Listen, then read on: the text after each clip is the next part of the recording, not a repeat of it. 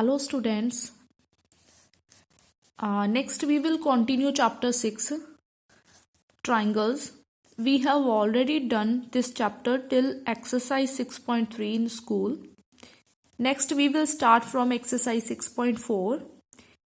Topic of exercise 6.4 is areas of similar triangles. Before starting this topic, firstly we will revise what are similar triangles. सो ਆਪਾਂ already chapter ਬਾਰੇ read ਕੀਤਾ ਹੋਇਆ ਕਿ similar figures ਕੀ ਸੀ। Similar figures ਕੀ ਹੁੰਦੀਆਂ? Similar figures ਦੇ ਵਿੱਚ ਕੀ ਆ, shape ਆ ਜੋ ਸੇਮ ਹੁੰਦੀ ਆ, ਠੀਕ ਹੈ, ਬਟ ਨੋਟ ਨੈਸੈਸਰਲੀ ਦਾ ਸਾਈਜ਼, ਠੀਕ ਹੈ। ਹੁਣ ਇਹ ਸਰਕਲ ਆ, ਇੱਕ ਛੋਟਾ ਇੱਕ ਵੱਡਾ, ਠੀਕ ਹੈ, ਤਾਂ ਸਰਕਲ ਸਾਰੇ ਸਰਕਲ ਆਲ ਸਰਕਲਸ ਆਰ ਸਿਮਿਲਰ, ਠੀਕ ਹੈ। ਟਰਾਇੰਗਲ ਆ, ਕੌਨਗਰੂਐਂਸੀ ਲਈ ਸਾਈਜ਼ ਵੀ ਇਕੁਅਲ ਹੋਣਾ ਜ਼ਰੂਰੀ ਹੁੰਦਾ, ਬਟ ਸਿਮਿਲੈਰਿਟੀ ਦੇ ਵਿੱਚ ਸਾਈਜ਼ ਮੈਟਰ ਨਹੀਂ ਕਰਦਾ, ਠੀਕ ਹੈ। ਦੋਨੋਂ ਚੀਜ਼ਾਂ ਦੀ ਸ਼ੇਪ ਅਗਰ ਇਕੁਅਲ ਆ ਤਾਂ ਉਹ ਕੀ ਆ, ਸਿਮਿਲਰ ਹੋ ਸਕਦੀਆਂ ਫਿਗਰਸ। ਤਾਂ ਆਪਾਂ ਇਹਦੇ ਲਈ ਕੀ ਕ੍ਰਾਈਟੇਰੀਆ ਪੜ੍ਹਿਆ ਸੀ? Two triangles are similar. ਦੋ ਟਰਾਇੰਗਲਸ ਕਦੋਂ ਸਿਮਿਲਰ ਹੁੰਦੀਆਂ? If their corresponding angles are equal, ਅਗਰ ਉਹਨਾਂ ਦੇ ਕੋਰਸਪੋਂਡਿੰਗ ਐਂਗਲਸ ਇਕੁਅਲ ਆ। ਸੈਕਿੰਡ ਕੰਡੀਸ਼ਨ ਕੀ ਸੀ ਕਿ their corresponding sides are in the same ratio, ਜਿਹੜੀਆਂ ਉਹਨਾਂ ਦੀਆਂ ਕੋਰਸਪੋਂਡਿੰਗ ਸਾਈਡਸ ਆ ਉਹਨਾਂ ਦੀ ਰੇਸ਼ੋ ਕੀ ਹੋਣੀ ਚਾਹੀਦੀ ਹੈ? Same. For example we have two triangles ABCDEF, ਤਾਂ ਦੋਨੋਂ ਟਰਾਇੰਗਲਸ ਕਦੋਂ ਸਿਮਿਲਰ ਹੋਣਗੀਆਂ? ਕੋਰਸਪੋਂਡਿੰਗ ਐਂਗਲ AD ਦੇ ਇਕੁਅਲ ਆ, BE ਦੇ ਇਕੁਅਲ ਆ, ਠੀਕ ਹੈ, CF ਦੇ ਇਕੁਅਲ ਆ, ਰਾਈਟ। ਸੋ ਫਸਟ ਇਹ ਚੀਜ਼ ਸੀ। ਸੈਕਿੰਡ ਕੀ ਆ, there corresponding sides are in the same ratio, ਠੀਕ ਹੈ। ਅਗਰ ਐਂਗਲ ਇਹ ਕੋਰਸਪੋਂਡਿੰਗ ਲਏ ਆ ਤੇ AB ਦੀ ਕੋਰਸਪੋਂਡਿੰਗ ਸਾਈਡ ਹੋਏਗੀ DE, AB over DE will be equal to BC over EF equals to AC over DF, ठीक है। अगर एंगल्स इक्वल आ तो कोरसपोंडिंग साइड्स की रेशो की होगी इक्वल, तो दैन दो ट्राइंगल्स की होणगियां सिमिलर, ठीक है। सो सिमिलर च साइज मैटर नहीं करता, दोनों की जिहड़ी ट्राइंगल्स होण या सर्कल होवे या स्क्वेयर होवे, उन्हां दी जिहड़ी शेप आ वो सेम होनी चाहिए किसी भी दो फिगर्स की, तो उन्होंने आपां बोलते हैं सिमिलर फिगर्स, राइट। तो आप थोड़ा जिहा बेसिक सिमिलर ट्राइंगल्स बारे ऑलरेडी पढ़िया होया, तो इत्थे आप एक बार स्टार्ट कर लिया। नैक्सट हुण आपां करांगे यही topic areas of similar triangles. Before starting exercise firstly we will do a theorem, ठीक है, that theorem's result will be used in exercise.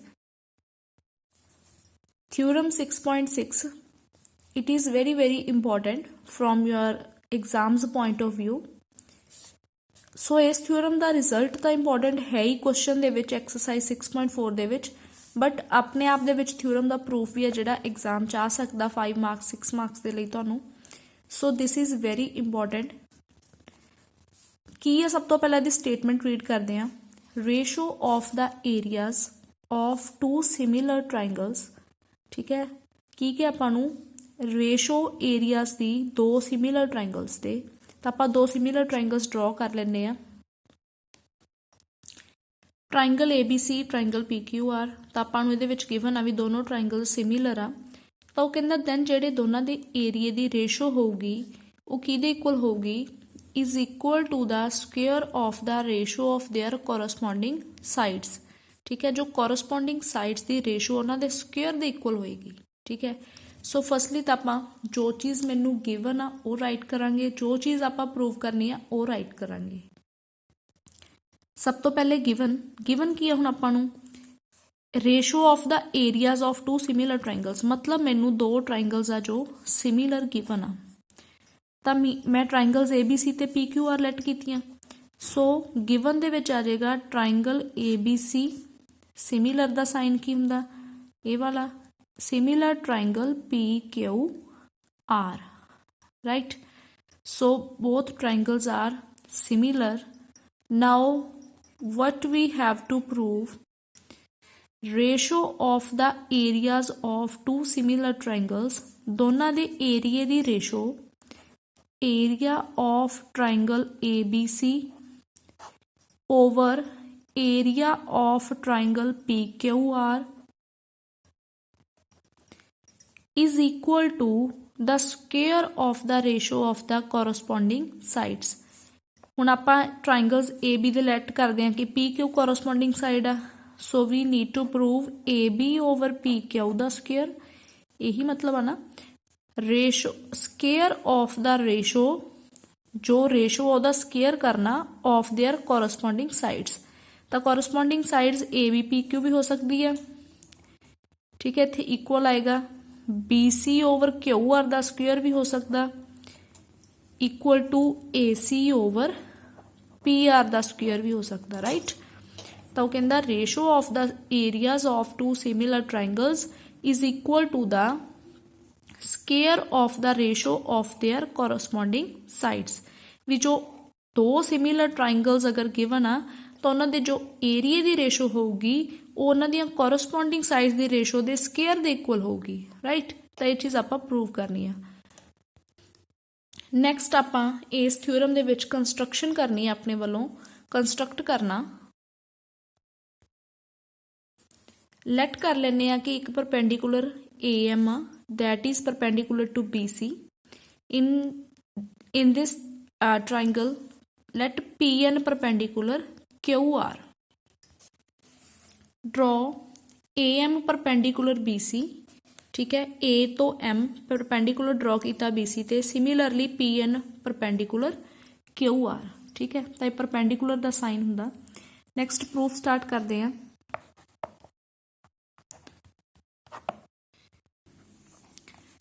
ਤਾਂ ਪ੍ਰੂਫ ਦੇ ਵਿੱਚ ਆਪਾਂ ਸਭ ਤੋਂ ਪਹਿਲਾਂ ਕੀ ਕਰਨਾ, ਆਪਾਂ ਏਰੀਆ ਲੈਣਾ ਟ੍ਰਾਇੰਗਲ ABC ਦਾ, ਠੀਕ ਹੈ, ਨਾਲ ਹੀ ਆਪਾਂ ਇਹਨੂੰ ਡਿਵਾਈਡ ਕਰ ਦਿੰਨੇ ਆ area of triangle PQR।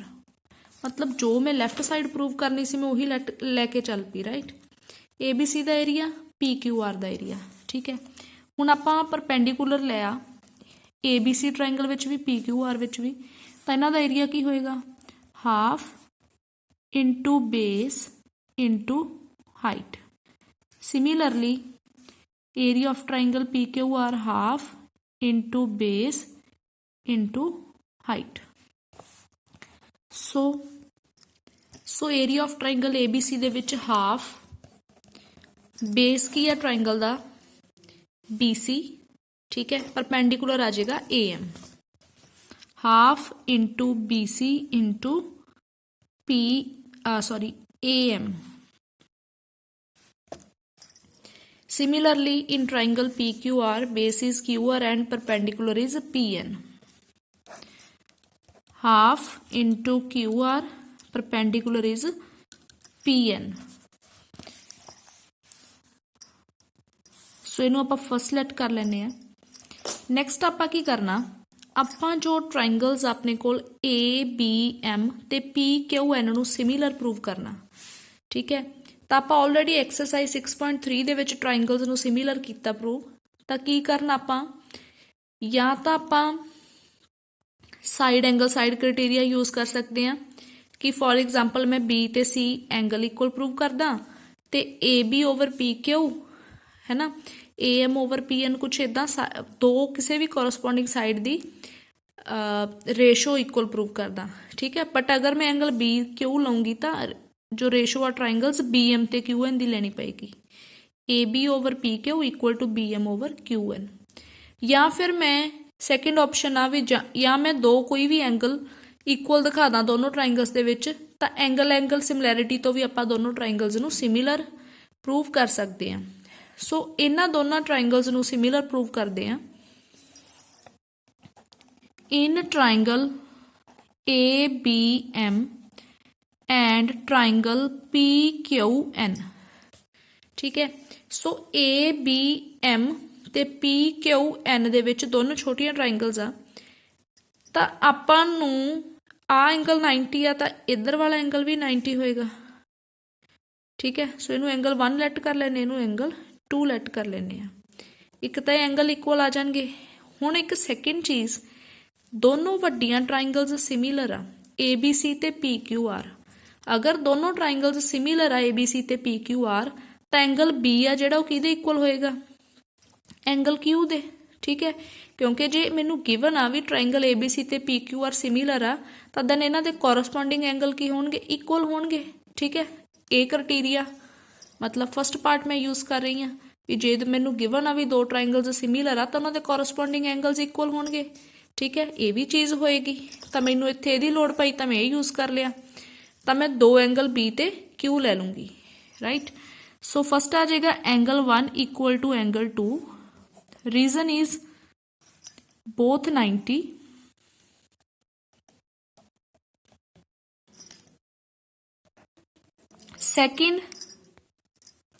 Second angle B equals to angle Q as triangle ABC, similar triangle PQR, or you can write similar corresponding angles of similar triangles. ठीक है, B and Q are corresponding angles of two similar triangles. That's why angle B equals to angle Q. तो हुण मैनू side angle side load नहीं use करनी, दो angle equal आ गए तो bye angle similarity we have triangle ABM similar triangle PQN. Right, तो दोनों ट्राइंगल्स की हो गया सिमिलर। हुण अगर ये दोनों ट्राइंगल्स सिमिलर हो गई तो इन्हां दे कोरसपोंडिंग साइड्स की रेशो की होगी, इक्वल होगी। ठीक है, तो मैं जो दो ट्राइंगल्स नूं जिवें आपां कॉन्गुरेंट प्रूव कर लेंदे सी तो आपां CPCT तो जो चीज़ चाहिए सी वो लै लेंदे सी। सिमिलरली हुण जे मैं इन्हां दोनों नूं सिमिलर प्रूव करता तो मैनू की चाहिदा कि मैं AB ओवर PQ नूं इक्वल दिखा दा AM ओवर PN दे। ठीक है, हुण ये दोनों छोटियां ट्राइंगल्स आ जो सिमिलर आ। ठीक है, तो AB दे कोरसपोंडिंग साइड किहड़ी है PQ, इक्वल होएगी ये AM दे कोरसपोंडिंग साइड की है PN। AB over PQ AM over PN। ठीक है, सो इनू आप राइट कर सकते हैं ratio of corresponding sides of similar triangles. जिवें आपां कॉन्गुरेंट प्रूव करके CPCT लिखते सी, CPCT का मतलब हुंदा सी corresponding parts of congruent triangles. तो ये आपां की लेने हुंदे सिमिलैरिटी दे विच ratio of corresponding sides of similar triangles. So इनू आप लैट कर लैने आ 2। राइट, थर्ड जो चीज़ आप लैट करनी आ वो आप इत्थों करांगे। हुण ABC ते PQR दोनों सिमिलर आ। ठीक है, तो वड्डियां ट्राइंगल्स अगर दोनों सिमिलर आ तो it मीनस AB over PQ BC over QR equal होएगा AC ओवर PR दे। इत्थे भी वही रीजन आ गया कि अगर ये दोनों ट्राइंगल्स सिमिलर आ so these are the ratios of their corresponding sides. Right, तो या तो तुसी ये लिख लो ratio of corresponding sides of similar triangles या फिर triangle ABC similar triangle PQR। तो इत्थों भी समझेगा अगला कि दोनों ट्राइंगल्स सिमिलर आता, दैट्स वाई इन्हां दे कोरसपोंडिंग साइड्स की रेशो की होएगी इक्वल। तो इस नूं आपां लैट कर लिया 3। राइट, हुण आपां फस्ट देखते हैं इक्वेशन फ्रॉम फस्ट। तो फस्ट च आपां 1/2 1/2 नाल कैंसल आउट कर सकते हैं। ठीक है, so what we have area of triangle ABC over area of triangle PQR equals to BC over QR into AM over PN। ठीक है, हुण देखो BC ओवर QR अगों किहदे इक्वल आ AB ओवर PQ दे ते AC ओवर PR दे, एंड जिहड़ा AB ओवर PQ आ वो किहदे इक्वल आ AM ओवर PN दे। ठीक है, हुण BC over QR AB over PQ दे इक्वल आ। ठीक है, ते AM over PN is also equal to AB over PQ। तो मैं इत्थे लिख सकती हाँ BC ओवर QR इक्वल आ AB ओवर PQ दे, इनू रिप्लेस करता AB ओवर PQ नाल। ठीक है, सिमिलरली AM ओवर PN भी किहदे इक्वल आ AB ओवर PQ दे, तो इनू भी आपां की लिखता AB ओवर PQ। ठीक है। या फिर तुसी 1 तो इत्थे भी सीधा भी लिख सकते हैं, इत्थे भी A B over P Q नूं चेंज कर सकते। चलो मैं दोनों जगह इकट्ठे करता, राइट। तो रीजन की लिखांगे फ्रॉम 2 एंड 3, ठीक है। सैकेंड तो मैं A M over P N replace करता ये नाल, ते थर्ड तो मैं B C over Q R नूं रिप्लेस करता A B over P Q नाल, ठीक है। तो की आ गया अपने कोल A B over P Q दा स्क्वेयर, यही चीज़ तो मैं प्रूव करनी सी। Area of triangle A B C over area of triangle P Q R किहदे इक्वल आ गया ए बी ओवर पी क्यू दा स्क्वेयर। आ चीज़ तो होगी प्रूव इन्नी, ठीक है। हुण ये भी अपने आप आ जाएगी from 3 A B over P Q किहदे इक्वल आ B C over Q R दे, B C over Q R किहदे इक्वल आ A C over P R दे। तो मैं इन्हूं रिप्लेस करके भी तो लिखी सकती है B C over Q R दा whole square A C over P R दा होल स्क्वेयर, ठीक है। So similarly so by using 3, अगर मैं 3 यूज करा तो आ चीज़ तो मेरे को आई गई। तो A B over P Q किहदे इक्वल आ B C over Q R, तो मैनू B C over Q R दा स्क्वेयर भी लिख सकती हाँ। सिमिलरली मैं A C over P R दा स्क्वेयर भी लिख सकती हाँ, ठीक है। सो दोबारा हल्का जा रिवाइज करते हैं। सब तो पहले की कीता आपां, जो चीज़ गिवन सी 2 प्रूव करनी सी वो आपां लिख ली। सैकेंडली आपां कंस्ट्रक्शन की, 2 परपेंडिकुलर ड्रॉ किए, first is A B second is P N. Next मैं की कीता, नैक्सट आपां एरिया जो लैफ्ट साइड सी उही लैके चल पे, area of triangle A B C area of triangle P Q R. तो area of triangle A B C formula use करके half into base into height, ठीक है। जो भी आ गया उन्होंने मैं फर्स्ट लेट कर लिया। सैकेंड स्टैप की सी मेरा, दोनों जो छोटियां ट्राइंगल्स सी ए बी एम ते पी क्यू एन दोनों की कीता सिमिलर प्रूव करता बाय एंगल सिमिलैरिटी यूज करके, ठीक है। तो इन्होंने दोनों सिमिलर करके A B over P Q किहदे इक्वल आ गया A M over P N दे, ठीक है, because it is a ratio of the corresponding sides of 2 similar triangles. Thirdly की कीता, थर्डली जो ये चीज़ गिवन सी ये तो ये रिजल्ट बना लिया कि अगर ये दोनों ट्राइंगल्स सिमिलर आ तो area A B over P Q equal होएगा B C over Q R equal होएगा A C over P R, ठीक है। सेम चीज़ कॉरस्पॉन्डिंग साइड्स की रेशो है, ठीक है। तो इनू थर्ड लेट कर लिया। हुण मेरा काम सीगा किसी भी 2 कॉरस्पॉन्डिंग साइड्स का स्केयर बनाना, तो मैं फस्ट जो सीगा वो चीज़ लई, ठीक है। हुण मेरे को कॉमन ए आ रहा सी, अदरवाइज तो B C over Q R का स्केयर बन जाता, वो भी ठीक सीगा इत्थे, बट मेरे को common A B over P Q भी ये इक्वल सी। Similarly B C over Q R दे इक्वल भी A B over P Q सी। तो मैं की कीता, मैं A B over P Q का स्केयर बनाने की ट्राई की, B C over Q R की जगह भी रिप्लेस करता A B over P Q. Similarly मैं A M over P N की जगह भी रिप्लेस करता A B over P Q, ठीक है। सो की बन गया है A B over P Q का होल स्केयर। अगर A B over P Q का बन गया तो इन्हों का भी बन गया, ठीक है, बाय यूजिंग दिस।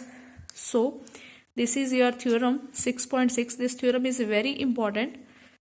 नैक्सट आप ये एक 2 क्वेश्चन करते हैं। Question number 1 is let triangle A B C similar triangle D E F. Areas आपां नूं गिवन आ, साइड ई एफ दिती है, बी सी फाइंड करनी है, ठीक है। तो आप इस क्वेश्चन दे विच उही यूज करते हैं थ्योरम जो हुणे प्रूव की है। एरिया आपां नूं दिते आ दोनों ट्राइंगल्स का, तो दोनों के एरिया की रेशो किहदे इक्वल होएगी area of triangle A B C, ठीक है, area of triangle D E F, ठीक है। तो आपां साइड्स देखो किहड़ियां दित्तियां, क्योंकि ये तो A B over D E ओ द स्केयर दे इक्वल भी होगी, B C over E F the square दे इक्वल भी होगी, A C over D F the square दे इक्वल भी होगी। बट आपां उही 2 चीज़ें, मतलब जे तिन्नां दी इक्वल हुंदी आ तो इन्हां तिन्नां चों जे मेरे कोल ए भी आ जाए तां भी ओके आ, ए सैकेंड वाला आ जाए तां भी ओके आ, थर्ड वाला आ जाए तां भी ओके। जरूरी नहीं ना तिन्ने ही आपां लैणे आ, ठीक है। आ दोनों नहीं है तो ये चीज़ ये इक्वल भी है। सो अपने कोल देखते हैं आपां नूं की दिता होया साइड्स। एक साइड्स ई एफ गिवन आ, second side is B C. ए ई एफ साइड आ, ए बी सी आ, दोनों कॉरस्पॉन्डिंग साइड्स आ। So we can write B C over E F the whole square, ठीक है। 6.6 थ्योरम का यूज करके रिजल्ट आ गया। सो हुण आपां नूं एरिया गिवन आ, ए बी सी का पहला 64 आ एंड डी ई एफ का 121 आ, ठीक है। 64 ओवर 121 ई एफ गिवन है, बी सी आप फाइंड करनी है। सो आप इत्थे स्केयर अलग अलग कर लेने, बी सी का स्केयर अलग ई एफ का अलग। EF is 15.4 ਦਾ ਸਕੁਏਅਰ ਰਾइट क्रॉस मल्टीप्लाई करते हैं तो आ जाएगा BC ਦਾ ਸਕੁਏਅਰ इंटू 121 15.4 ਦਾ ਸਕੁਏਅਰ ਆ ਸੋ ਮੈਨੂੰ 15.4 इंटू 15.4 लिख लेनी है इंटू 64 ਤਾਂ ਜਿਹੜਾ 121 ਆ राइट साइड जाके की हो जाएगा डिवाइड ਤਾਂ ਇਹਦਾ ਡੈਸੀਮਲ हटा के ਇੱਥੇ नीचे 10 इंटू 10 ला लिया ठीक है सो ਹੁਣ ਆਪਾਂ ਇਹਨੂੰ ਕੱਟ ਕਰਦੇ ਹਾਂ 11 ਦਾ 121 ਹੁੰਦਾ 11 ਦਾ 154 ਹੁੰਦਾ ਸਿਮਿਲਰਲੀ 11 ਦਾ 154 ठीक है next 5 to the 10 32 to the 64 similarly 5 to the 10 16 to the 32 ठीक है सो BC का स्क्वेयर इधर जाके की हो जाएगा अंडर रूट आना पॉजिटिव या नेगेटिव नहीं आना सो 14 इंटू 14 इनू मल्टीप्लाई ना करो एस एच ही रूट च लिख लो 16 लिख सकते आप 4 इंटू 4 5 इंटू 5 हुण रूट आपां नूं फैक्टराइज चाहिए सीगे सो इन्हां नूं मल्टीप्लाई करन दी नहीं लोड़ 2 14 चो एक 14 बार 4 आ 2 एक 4 ते एक दोनों चो 5 बार आ जाएगा रूट चो ठीक है सो BC अपने कोल की आ जाएगा 56/5 on dividing 11.2 centimetre right so ये क्वेश्चन सी जिहदे च आपां रिजल्ट यूज़ किया लास्ट थ्योरम का।